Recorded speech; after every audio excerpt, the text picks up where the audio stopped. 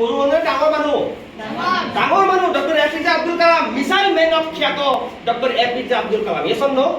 তেখেতে কৈছে ex president doctor APJ Abdul কালামে কৈছে network marketing is the fastest growing business of 21st right century which must be joined by every young man and woman globally, otherwise you can never get the best of your age. Doctor APJ কৈছে হে ভাৰতৰ যুৱ বন্ধুসকল হে ভাৰতৰ যুৱ বন্ধুসকল এই জীৱন আৰু যৌৱন যদি একেলগে উপভোগ কৰিব বিচাৰা তেতিয়া হলে কি কৰিব লাগিব নেটওয়াৰ্ক মাৰ্কেটিং ডাইৰেক্ট সেলিং কৰিব লাগিব স্যাৰ হয় না নহয় যদি ডক্টৰ এপিজে আব্দুল কালামে কৈছে তেতিয়াহলে আপুনি আৰু মই বেলেগৰ কথা মতে আমি কিয় বেয়া বুলি কৈ আছো হেল্ল নেক্সট এইটো চাওক এইজন হৈছে